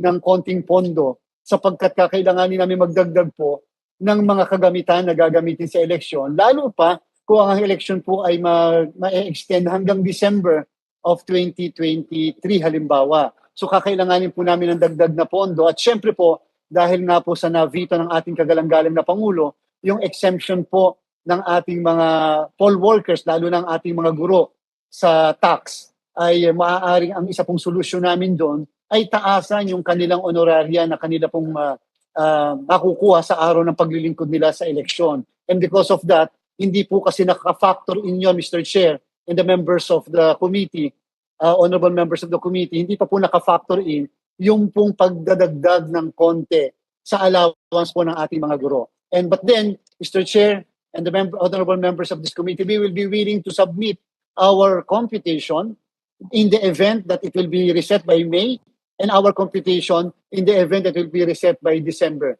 But the totality is your commissioner election is prepared whether this December or by next year to hold the SK and barangay election. Thank you very much, Mr. Chair, and the honorable members of this committee. Thank you, Chairman George Garcia. That's good to hear that in whatever the decision is, you are prepared to hold the barangay and SK elections this December, or if ever it will be postponed, probably May. So thank you, Chairman George Garcia. And anyway, your representatives are here to answer questions later. Sen Rafi, you have any questions? Can dito kay let us take advantage that Chairman George is still here. I don't have any questions for the good gentleman, Chairman George Erwin Garcia. You guys are doing a good job in Comelec. Keep it up, sir. Thank you very much, Your Honor. Thank you very much. Thank you, Chairman George Garcia. Thank you very much, Mr. Chair. But, Mr. Chair, Sen Rafi? yeah, first of all, I would like to congratulate you, Mr. Chair, for being the chairman of this committee. Congratulations, Mr. Chair, Senator J.V. Ejercito, the good one. Thank you, Kasi nakita Idol Sen Rafi Tulfo. ko sa mga ano eh. Thank you very much for joining us this morning. Medyo maraming kasabay na organizational meeting, but we had a very, very productive discussion so far, lalo na rin sa probably we'll invite you again, Sen Rafi, dun sa, as we discuss thoroughly, yung pong Mandanas Garcia ruling later on. Probably we can make adjustments. Okay, Mr. Chair, I have a question. Yes, Sen Rafi. Mr. Chair, I would like to direct my question to Yusek Marlo Iringan. I'm not sure if he's the right person I should be asking this question. This is in line with what happened recently in Puerto, wherein I'm working on a case and I'm trying to help the family of a missing working student. The problem being is that kulang po sa CCTV camera and the establishments na kung saan nag-work po yung nawawalang estudyante ay ayaw po mag-cooperate. Actually, nag-cooperate na sila ngayon, but the police were having a hard time at first trying to get their cooperation to provide the CCTV. Now, my question is, and suggestion at the same time, pwede ho ba natin obligahin lahat ng mga negosyo sa pamagitan ng mga LGUs na magputa po ng mga CCTV? Failure to do so, hindi po sila mabibigyan ng permit. Para naman nang sa gayon, if a crime is committed, then makatulong po yung mga business establishments at lahat ng mga nasa paligid para masapol, makuha po yung kaganapan na krimen. And second, sana po, meron pong CCTV na, huwag na pong pahirapan yung mga police natin, kailangan mag-cooperate na po yung mga businesses agad-agad without going to the court.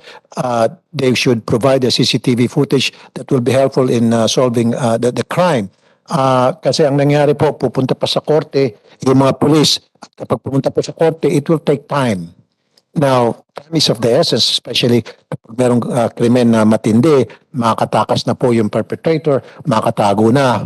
Samantalang kung nandiyan po agad yung CCTV na i-provide sa mga police, yung police makakagawa agad ng mabilisang follow-up operation. Yusek Iringan. Thank you, Mr. Chair, and the Honorable Senator Raffy Tulfo. Yes, sir. A few years back, we issued a memorandum circular encouraging our local government units to pass an ordinance requiring business establishments to install CCTVs in the vicinity of their businesses, especially big businesses like gasoline stations, groceries, no, banks, and of course, there were LGUs which passed this particular ordinance, but not all LGUs have enacted their ordinances. That is why we have requested, no, directed our regional field operating units to determine which LGUs have not yet passed their ordinances so that we can provide the proper reminder to these local government units, Mr. Chair. At the same time, Yusek, pwede ba natin gawing yung automatic na mag-cooperate agad yung mga businesses na ibigay sa police natin o sa NBI na nag-iimbestiga sa isang krimen na naganap doon sa area na hindi na papahirapan yung ating mga otoridad na mag-secure pa ng court order? Yes, sir. We can encourage our local government units to really make sure that proper coordination are done with the owners of these business establishments. Is it possible na i-require natin yung mga LGUs and maybe the LGUs can also require these businesses na failure to do so, pag hindi na ginawa yun, yung kanilang permit subject to review or kung ano po pwedeng ibigay na dahilan para maobligaran po ito mga negosyo para sa kapakanan naman nila din yun at kapakanan po ng taong bayan. I agree, Mr. Chair, that it is to their advantage if they will cooperate freely with the Philippine National Police and other law enforcement agencies. But sir, we have to look into the provisions of the Ease of Doing Business Act and the Anti-Red Tape Act to determine whether we can require these these business establishments, no, to submit as a requirement the installation of CCTVs. Okay, but when they are securing a business permit from the BPLO, pwede bang mag-come up ng policy ang BPLO na bago namin kayo ma-aprobahan, ito yung patakaran namin sa ordinansa na dapat meron kayong CCTV at kailangan inspeksyonin po ng mga taga-BPLO to make sure na compliant sila. And then pangalawa, dapat kapag humiling ang PNP o NBI ng kopya ng CCTV dahil merong crime na inimbestigahan, dapat mag-provide kayo, i-specify yun doon sa permit nila kapag sila po ay nagsisecure or nag-a-apply. Isa sa mga palatuntunan na ilalagay doon. Pwede ho ba yun? Possible? Mr. Chair, I believe so, sir, Mr. Chair, so long as there is an ordinance passed by the local government unit to that effect. Thank you, sir. Thank you, Mr. Chair. Thank you, Senator Raffy Tulfo. Actually, yung mga concerns were really legitimate. No? Tama kayo, time is of the essence, lalo na when there's crime committed. By the time makasecure ng court order, baka nabura na o may nagawa na ng paraan. So tama po yun. No? And probably in last Congress, 16th Congress, I filed the Senate bill, Surveillance Camera for Commercial Establishments. Probably we can also refile this para po, Sen. Raffy, maobliga ang mga establishments to present their yung mga CCTV once a crime is committed. Probably we can work on that. That's very, tama ho yung concern ni si Sen. Raffy. It's time is really of the essence once a crime is committed. So we will work on that. Yusek Marlo, the LG, probably can work. Yes, Mr. Chair, I believe it will be better if there is a law passed to that for that effect, so that our local government units will comply with it. Will comply with it. Okay. Thank you. So probably we can move on already sa dun sa elections, no? After Ma'am Pamela, okay na ho kayo, excused. Wala na ho kayong concern dito. Okay na. Thank you, ma'am, for being with us. We'll just get in touch with you para doon sa mga legislations. Okay? So, doon po sa sabi po ni Comelec Chair that is the Comelec is prepared to have it this December or kung sakasakali baka sa May, no? Kaya lang nabanggit din niya, anybody can answer sa Comelec. It will entail more cost pala pag it would be hindi pa tayo makakasave, no?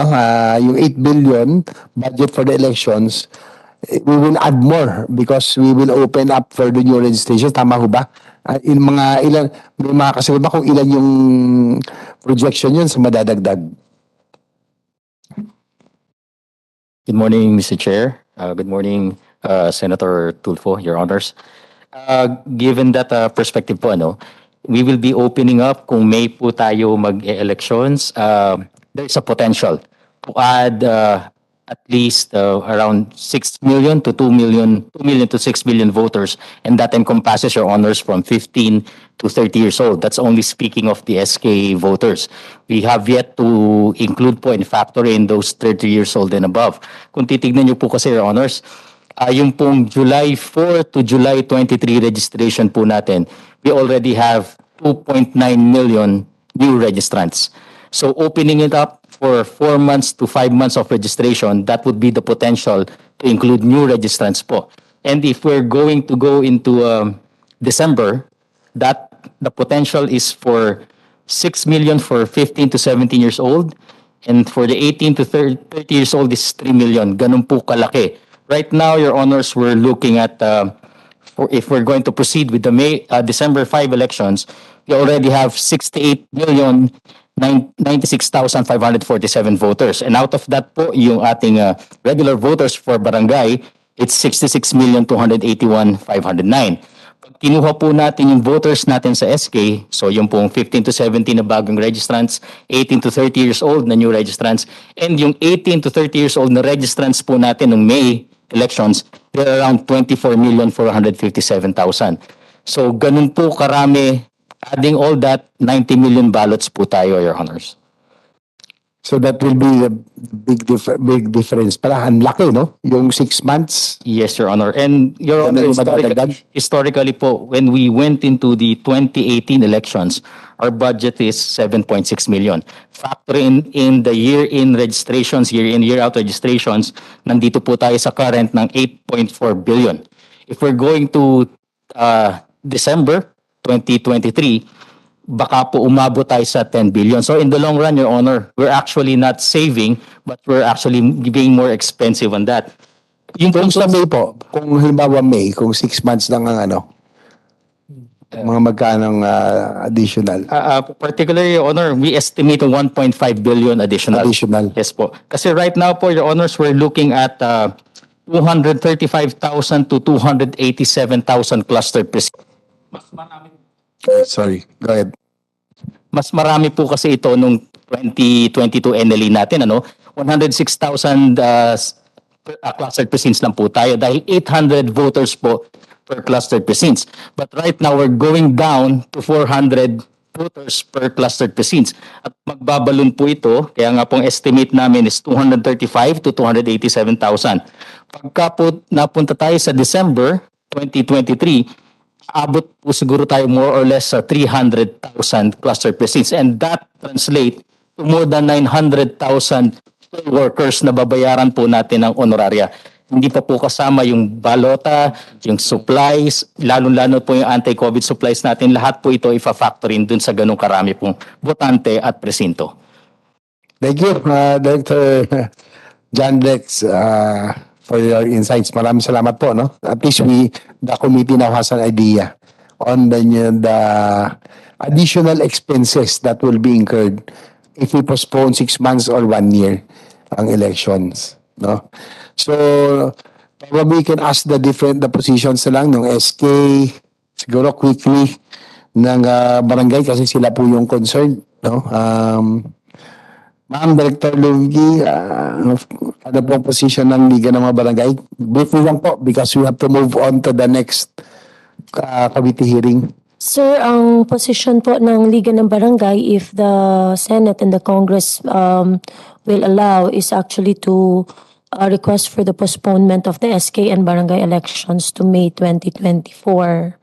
Yun po ang authorized po ako to say as... Ano po anong rational po ng inyong request for postponement? Ang rational po, sir, is really right now we are still doing the devolution ng Mandanas and Garcia ruling, and yung current barangay officials are the ones that were already starting to be capacitated or have started to implement the Mandanas and Garcia ruling. Likewise po, if we tap on the experiences of the existing punong barangays in the handling of the crisis of COVID, we believe that any resources that can be saved or potentially be reallocated mas maganda po na yung existing punong barangays natin who have already been experienced and started the capacity development trainings be the ones to implement it so that the better fiscal utilization po sana and the administrative handling can be taken advantage of. Thank you. But the last election was, barangay election was 2018. So this is the fourth year. If postponed, aabot po ng 5 years na, no? So just for the record. Para SK, sino pwede sa inyo? Ang ating SK President, Good afternoon. Councilor Kenichi Tagagi. Morning, Senator JV and Senator Rafi. And sa lahat po ng guest, no? Same sentiments po with the Liga ng mga Barangay. Sa amin po sa SK, no? Until now po, patuloy po yung capacity building sa amin, no? So kung magkakaroon po tayo ng new sets of SK leaders, siguro po 3 years na naman to ng puro trainings and seminars to capacitate another new breeds of SKs, no? Kakapasa lang po ng amendments regarding sa SK Reform Act of 2015. So until now po, wala pa po yung IIR ng bagong batas for SKs. So hindi pa rin po kami halos makagalaw ng maayos compared dun sa mga previous SKs natin. So hindi pa rin po kami nabibigyan ng full capacity para ma-execute po namin yung aming mandate. Yun po. Thank you po. Thank you. Likewise, I'm also one of the principal authors of the Sangguniang Kabataan Reform Law. Anyway, of course, we want the SK to be successful. But at the same time, always bear in mind, no, great leaders are judged after they are able to produce also leaders. Diba? Okay, so at least we heard your position. Councilor Joshua Bugayong, your SK President and NYC, ikaw yung representative ng NYC. Thank you, Mr. Chair. Magandang umaga po, Senator Kuya JV Hersito, and of course, our Senator Rafi Tulfo, and to all the government heads. Magandang umaga po, Councilor Joshua Bugayong, SK President of the Dagupan City, Pangasinan. Of course, isa po ako sa mga sumusuporta sa postponement ng SK elections. Unang-una po, natenga po tayo dulot po ng pandemic na almost 2 years, so hindi po nakagalaw mabuti ang ating mga SK officials. And then secondly, regarding po sa new law na enhancement law ng RA 10742, which is the RA 11768, the enhancement law of the SK reform law. Until now, meron pa po tayong inaantay na mga IRP in regards to the support for the SK members. Kabilang po dyan ang mga SK honoraria and other benefits of SK members. And third, kailangan po natin magkaroon ng mga special elections with COMELEC dahil po marami pong mga SK members ang nag-resign. So may mga barangay po tayo na kulang-kulang po ang mga SK members natin. Hindi po sila makagalaw ng maayos, hindi po sila makapagpasa ng mga resolution. At hindi po maandar ang kanilang budget dahil kulang po sila ng mga back members. So we are requesting also to the COMELEC na magkaroon po ng guidelines sa SK special elections, and regarding po sa mga SK members natin, especially our SK treasurer, dahil financially independent na po ang mga SK councils po natin, ang mga SK barangay, we need trainings po sa COA, lalong-lalo na po dating sa disbursement, dahil napakalaga po ang mga trainings and seminars. At dahil nga tulad nga po ng sabi ni Ma'am Rufki, hindi po huminto ang capacity building po ng mga sangguniang kabataan, dahil gusto po namin na ma-enhance palalo ang ating mga kabataan, ang ating mga youth members, dahil may 5 taon po na walang SK. Kailangan po natin baguhin ang mindset ng mga ating mga kababayan pagdating sa SK, hindi lamang puro sports, hindi lamang puro liga. Kaya I'm one of the SK President na sumusuporta po sa postponement ng SK Barangay and SK elections at marami pa po tayong kailangan gawin at marami pa po tayong gagawin sa mga SK members po natin, Mr. Chair. Thank you. Thank you, Councilor and NYC, NYC Director. You're the Representative of the NYC, NYC. regarding the SK Okay. postponement. Thank you. Thank you, Mr. Chair. Of course, I asked the principal author of the SK reform, I want the SK also to succeed, no? But we have to bear in mind then that kung mapopostpone, magiging 5 years na. Di ba? Baka most of you are already over the SK limit. Yes. Di ba? Yun lang magiging ano doon. But we hear you. Narinig naman natin. We want everybody to we want the SK to succeed. Siguro isa talaga rin sa magiging sa SK reforms amendments. Marami nagre-resign kasi mga kagawad. Kasi ang talaga natin dito is really voluntary. Yes. But of course, yung mga expenses sila, yung mga traveling, kailangan din natin tignan. Okay? So, probably we can go on another hearing. We will hear the SK reform amendments. We will call on you with the DLG first. Yes, Mr. Chair. Thank you. Ano lang po, karagdagan lang po, kung maaari po, andito na rin po ang ating mga ibang department na nire-request po talaga ng halos lahat ng mga sangguniang kabataan officials na i-fast track po talaga ang implementing rules and procedures sa amendment po ng enhancement ng law regarding SK reform law. Upang maramdaman po nila ang tunay na SK at hindi po tayo mahirapan sa pagbibigay ng mga serbisyo, lalong-lalo po sa ating mga grassroots, sa ating mga barangay. Thank you, Mr. Chair. Thank you. Thank you. Talaga may concern yan. I would like to look into that, especially doon sa mga kagawad. Dahil tama nga, marami ang walang mga kagawad and officials, no? So, thank you. Thank you. We hear you. And ang main committee naman that is tasked to where the SK and where the barangay election and SK elections is referred to is the committee electoral reform. Secondary lang tayo. Okay? So, last issue, yung sa no contact apprehension policy, quickly lang before we wrap up.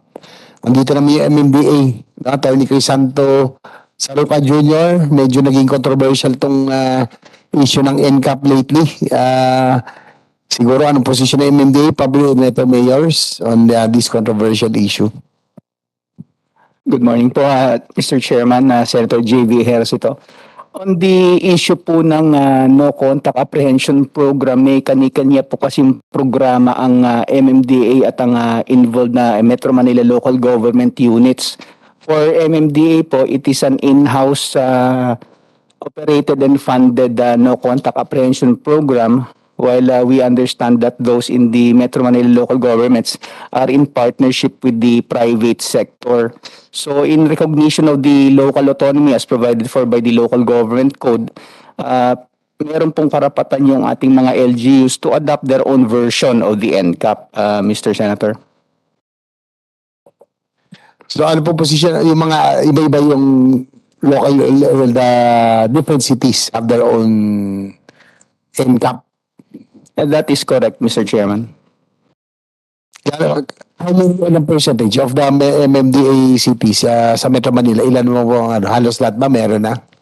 I understand, Your Honor, that there are 5, the Valenzuela City, Quezon City, the City of Manila, Parañaque City, and San Juan City, Your Honor. Ang currently enforcing already NCAP? Yes, Your Honor. Okay. Actually, being former chief executive, ako naman okay din ako dyan eh. Kaya lang, there have been numerous complaints lately. Siguro, kailangan i-perfect muna yung system. Make sure that walang glitches.